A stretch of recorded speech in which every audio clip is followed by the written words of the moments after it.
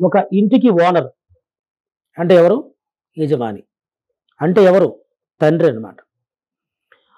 అతడు పొద్దున్నే లేచి చక్కగా స్నానం చేసి తర్వాత డ్యూటీకెళ్ళాలనే ఉద్దేశంతో 365 రోజులు ఏదో ఒక పని చేయాలని చెప్పేసి బయటికెళ్తారు. ఇప్పుడు ఆడవాళ్ళు కూడా వెళ్తున్నారనుకోండి. దీంట్లో పెద్ద సమస్య ఏం లేదు. ఇప్పుడు అందరూ సమానంగానే పనిచేస్తున్నారు. మరి తండ్రికి సక్సెస్ అవ్వాలంటే కొత్త పాయింట్ మీకు చెప్పడం జరుగుతుంది ఈ రోజున. పిల్లలు పుట్టిన తర్వాత ఓకే. పిల్లలు చిన్నప్పుడు తండ్రి పెద్ద వ్యాపారం చేశాడు. ఆ తర్వాత బానే సక్సెస్ అయ్యాడు. ఇల్లు కొన్నాడు, వాహనం కొన్నాడు, అన్నీ చేశాడు. మళ్ళీ కొన్నాళ్ళ తర్వాత అది తగ్గిపోతూ వచ్చిందనమాట. ఒక 10 ఏళ్ల తర్వాత. మరి 10 ఏళ్ళలోనే పిల్లలుంటారు కదా! అందుకే నేనేం చెప్తానంటే కొత్త పాయింట్ ఏంటంటే జ్యోతిష్యంలో కొత్త రెమెడీ, కొత్త విషయం తెలుసుకోవడం ఏంటంటే తండ్రి అభివృద్ధి చెందాడు అంటే కారణం ఇంట్లో ఉన్నటువంటి పిల్లల జాతకంలో ఉన్నటువంటి తండ్రి స్థానం తప్ప అతనిది ఏమీ కాదు. ఇది మాత్రం గుర్తుపెట్టుకోండి. అదేంటంటే నేను సంపాదిస్తున్నాను కదా! పిల్లలకి అన్నీ ఇచ్చేస్తున్నాను నేనే అంటారేమో మీరు. అలా అనడానికి అవకాశం లేదు. నేను కూడా అంతే. ఎవరైనా అంతే. పిల్లలు అదృష్టవంతులై పుట్టాలని చెప్పి కోరుకోవాలి.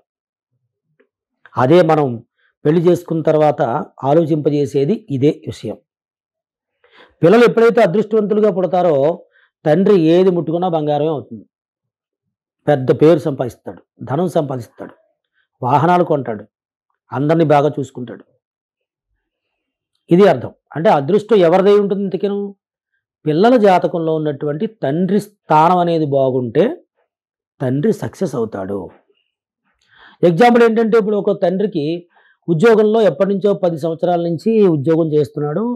లేదా వ్యాపారంలో ఎప్పుడు చూసినా అలాగే ఉండిపోయాడు అనుకోని ఒక ఎగ్జాంపుల్ చెప్పుకుందాం. అప్పుడు తండ్రి జాతకం చూసాం మనం. తండ్రి జాతకం చూసేసి దాంట్లో 10వ స్థానంలో ఉన్నటువంటి గ్రహానికి బోలెడు పూజలు చేశారు. ధనస్థానంలో ఉన్న గ్రహానికి బోలెడు పూజలు చేశారు. అయినా సరే అలాగే ఉన్నాడు. తర్వాత మనం ఎగ్జాంపుల్ ఒక ఉదాహరణ ప్రకారంగా వాళ్ళకి ఒక అబ్బాయి ఉన్నాడు అనుకుందాం. అమ్మాయి ఉందనుకుందాం. వాళ్ళ జాతకంలో ఉన్నటువంటి భాగ్యస్థానాన్ని చూసి గనక మనం ఖచ్చితంగా కాలిక్యులేట్ చేసి చూస్తే పిల్లల జాతకంలో ఉన్నటువంటి 9వ నంబర్ స్థానంలో బంధుత్వ స్థానంలో 3వ నంబర్ స్థానంలో ఉన్న గ్రహాలు గనక ఖచ్చితంగా వీక్ అయితే తండ్రికి ధన సంపాదన తగ్గుతుంది. అప్పుడు పిల్లల జాతకం చూసి అతని జాతకంలో ఉన్నటువంటి 10వ స్థానంలో ఉన్న గ్రహము వీళ్ళ జాతకంలో ఉన్నటువంటి 9వ స్థానంలో ఉన్న గ్రహానికి ఖచ్చితంగా రెమెడీ చేస్తే తండ్రికి, యజమానికి అనుకున్న పని ఖచ్చితంగా జరుగుతుంది. ఇది నేను చెప్పే రెమెడీ. కాబట్టి మా నాన్నగారు నాకు ఆస్తి ఇవ్వలేదు, మా తాతగారు మొత్తం ఖర్చుపెట్టేశారు అంటుంటారు చాలామంది. చాలామంది మనం కూడా అంటుంటాం ఒకసారి మా నాన్న ఇవ్వలేదు నాకు నువ్వే ఇచ్చావు అని తిడతారు నాన్న.